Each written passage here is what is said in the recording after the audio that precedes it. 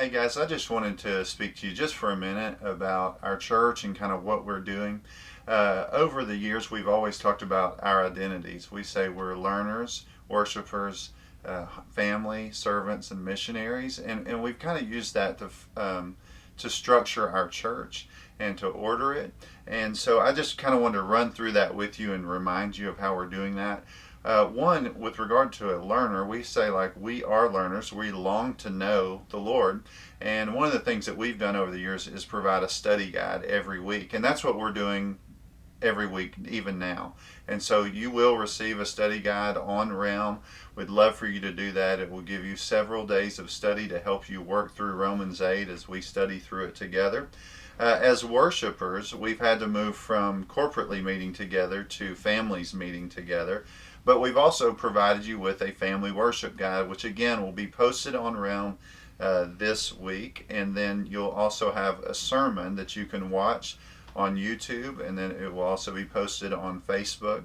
And so even though we're not together, it will guide you through just living out who you are as a worshiper. With regard to family, we have sought to use our community group leaders to make contact with every one of those who are involved in their community group, and then also have people within our church that are reaching out to those who are not right now a part of a community group. And so we just want you to know you'll be hearing from them, and we want you all to do the same thing. We want you to serve each other by connecting with one another, and to think in terms of living out those one another's where you're caring for one another, bearing burdens with one another. All those things can be fleshed out, which leads into the fourth thing, which is we are servants. And as servants, we know that we have spiritual gifts. Some gifts are more oriented around teaching, some more physically hands kind of serving things. Whatever those gifts are, I think they can be employed during this time. And they can be employed to serve the body. And so we are, different people are going to be writing study guides, we're going to have sermons, that kind of thing. But we'll also have opportunities, I'm sure, like we've already had in our church, where people are providing for needs that someone may have. And so I know there were some people delivering things yesterday to serve our body and to live that out. And so the last thing would be we're missionaries. And I would say just this is a time where you might have greater opportunities to share the gospel with other people.